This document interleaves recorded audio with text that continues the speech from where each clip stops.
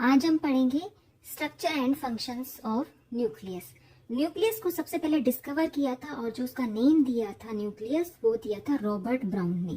ठीक है, Robert brown ने इन 1833 में। कैसे डिस्कवर किया था? एक बार रॉबर्ट ब्राउन ऑर्किड फ्लावर की सेल्स के ऊपर स्टडी कर रहे थे, तब उन्होंने फ्लावर की जो सेल्स थी उनमें देखा कि एक ओपेक एरिया है, एक ओपेक रीजन है। ठीक है, उस रीजन को उन्होंने एरियोला टर्म दी और उसी को बाद में नाम दिया। ठीक है, तो इस तरह से इसकी डिस्कवरी हुई। फिर है definition. A nucleus is the membrane enclosed organelle within a cell that contains the chromosome. ठीक है, एक तो डेफिनेशन ये है, आप ऐसे भी लिख सकते हो a nucleus is a membrane bound और membrane enclosed organelle found in eukaryotic cells. Eukaryotic cells मतलब जितने भी जो एनिमल्स हैं और जितने भी जो प्लांट्स हैं वो यूकैरियोट्स में आते हैं। ये है स्ट्रक्चर ऑफ न्यूक्लियस। ठीक है, न्यूक्लियस क्या है? एक सेल ऑर्गेनेली है और ये सेल में प्रेजेंट होती है। डेफिनेशन में हमने पढ़ा था nucleus is the membrane bound और membrane enclosed organelle. Membrane bound ये न्यूक्लियस है, इसकी मेम्ब्रेन है, इनर मेम्ब्रेन और आउटर मेम्ब्रेन, और इस न्यूक्लियस के अंदर क्या है? क्रोमोसोम प्रेजेंट है। ठीक है, तो ये डेफिनेशन इसके स्ट्रक्चर से यही है। फिर है nucleus is the most prominent organelle of the cell, the number of nuclei may vary. देखो जो न्यूक्लियाई होते हैं यानी कि एक सेल के अंदर एक न्यूक्लियस भी प्रेजेंट होता है जिसे बोलते हैं यूनी न्यूक्लिएट। एक सेल के अंदर दो न्यूक्लियस भी प्रेजेंट होते हैं तो उसे बोलते हैं बाई न्यूक्लिएट, और मल्टी न्यूक्लिएट सेल भी होती है। ठीक है, कुछ सेल ऐसी होती है जिनमें न्यूक्लियस होता ही नहीं है, जैसे जो प्लांट्स की हायर प्लांट्स में सीव ट्यूब एलिमेंट्स होते हैं, सीव ट्यूब सेल्स होती हैं, उनके अंदर जो न्यूक्लियस होता है वो एब्सेंट होता है। और ऐसे ही जो मैमेलियन इराइथ्रोसाइट्स होते हैं यानी कि जो आरबीसीज होते हैं उनमें न्यूक्लियस नहीं होता। ठीक है, अब है न्यूक्लियस की स्ट्रक्चर। ये न्यूक्लियस की स्ट्रक्चर है। अब हम न्यूक्लियस की स्ट्रक्चर को एक्सप्लेन करेंगे। The nucleus is the largest organelle of the cell. It occupies about 10% of the total volume of the cell. देखो एक सेल होती है, सेल के अंदर बहुत सारी ऑर्गेनेली प्रेजेंट होती हैं, लाइक माइटोकॉन्ड्रिया हो गया, लाइसोसोम हो गया, गोल्जी एपरेटस हो गया, ठीक है, राइबोसोम्स हो गया, और वैसे ही एक न्यूक्लियस ये भी ऑर्गेनेली है। लेकिन जो ज्यादा जो स्पेस ऑक्यूपाई करती है ना, वॉल्यूम ऑक्यूपाई करती है, वो है न्यूक्लियस। ठीक है, अब है in mammalian cells the average diameter of the nucleus is approximately 6 micrometre होता है। जो साइज होता है 6 माइक्रोमीटर के आसपास होता है। Nuclear envelope. न्यूक्लियर एनवेलप आपको पता होगा, फॉर एग्जांपल एक लेटर अगर हम किसी को भेजते हैं या कार्ड भेजते हैं तो हम उसे एक एनवेलप में डाल के भेजते हैं, तो ऐसे ही न्यूक्लियस का एक एनवेलप होता है। ठीक है, जिसे हम बोलते हैं न्यूक्लियर मेम्ब्रेन भी बोलते हैं। अब जो ये न्यूक्लियर एनवेलप होता है या न्यूक्लियर मेम्ब्रेन होती है, ये दो होती हैं, एक होती है आउटर मेम्ब्रेन, एक होती है इनर मेम्ब्रेन। जैसा कि आप स्ट्रक्चर में देख रहे हो, जो अंदर की तरफ लाइन है ये पिंक वाली, ये है इनर मेम्ब्रेन, और जो बाहर की तरफ है वो है आउटर मेम्ब्रेन।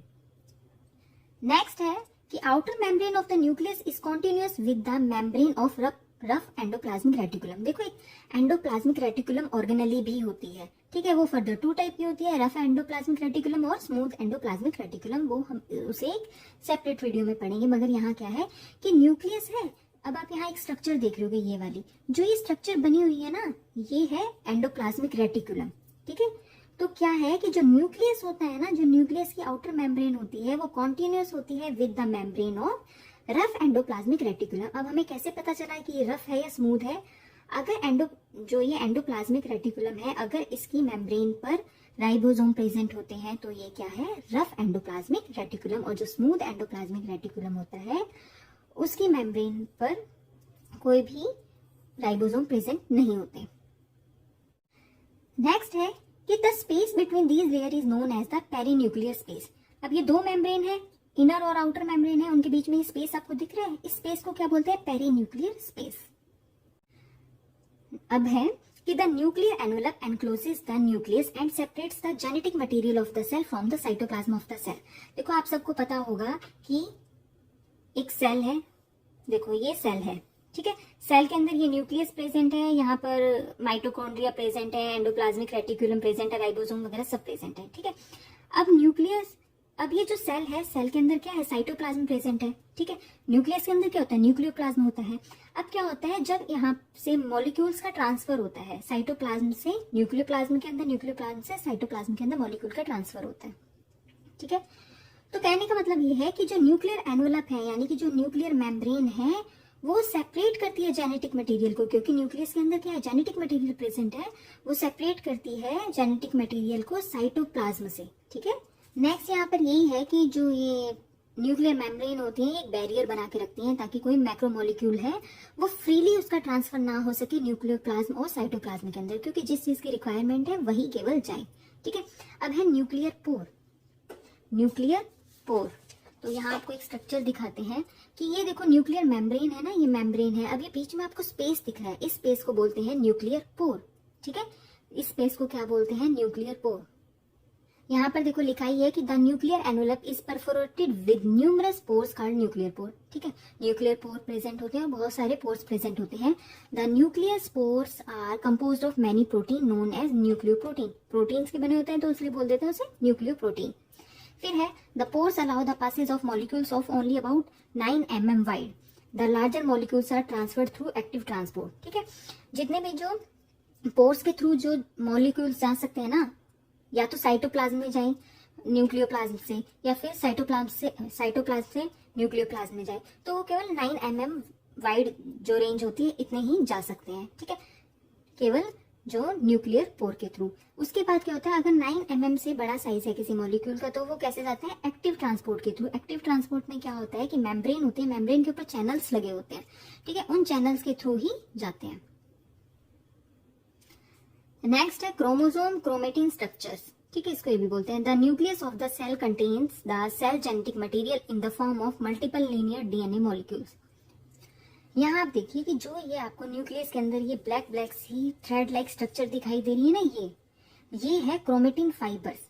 इन्हीं क्रोमेटिन फाइबर्स में होते हैं डीएनए मॉलिक्यूल्स, ठीक है। जो डीएनए मॉलिक्यूल्स होते हैं फिर बिहेव करते हैं as a genetic material. Next है the DNA molecules are in complex with a large variety of proteins which form the chromosomes, ठीक है। क्रोमेटिन क्या है, जब डीएनए प्रोटीन के साथ मिलते हैं, कौन से प्रोटीन, हिस्टोन प्रोटीन के साथ बाइंड करते हैं, तो वो क्या बन जाते हैं, क्रोमेटिन। क्रोमेटिन फर्दर 2 टाइप के होते हैं, यूक्रोमेटिन और हेट्रोक्रोमेटिन। इसको हम एक अलग सेपरेट वीडियो में पढ़ेंगे, बहुत ही इंपॉर्टेंट टॉपिक है। फिर है ड्यूरिंग सेल डिवीजन, जब सेल डिवीजन होता है the chromatin fibre forms well defined chromosome, ठीक है। सेल डिवीजन के टाइम पे जो क्रोमेटिन फाइबर्स होते हैं वो क्रोमोसोम्स बना देते हैं। नेक्स्ट है न्यूक्लियोलस, ठीक है। जो न्यूक्लियोलस है वो न्यूक्लियस के अंदर प्रेजेंट होता है, और न्यूक्लियोलस की कोई भी मेम्ब्रेन नहीं होती है इसको प्रोटेक्ट करने के लिए, ठीक है। और ये क्या होता है, डेंसली स्टेन्ड स्ट्रक्चर होती है। उसके बाद क्या होता है, जो न्यूक्लियोलस का फंक्शन क्या है कि ये सिंथेसाइज करता है राइबोसोम को और आरआरएनए को, ठीक है। और जब सेल डिवीजन होती है ना, सेल डिवीजन होती है, उस टाइम पर जो न्यूक्लियोलस होता है वो डिसअपियर हो जाता है, मतलब गायब हो जाता है।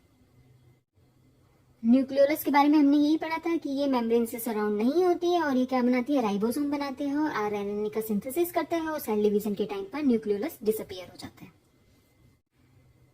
नेक्स्ट है फंक्शंस ऑफ न्यूक्लियस। न्यूक्लियस के फंक्शन क्या होते हैं, फर्स्ट है storage of heredity material, the genes in the form of long DNA strands refer to as chromatin.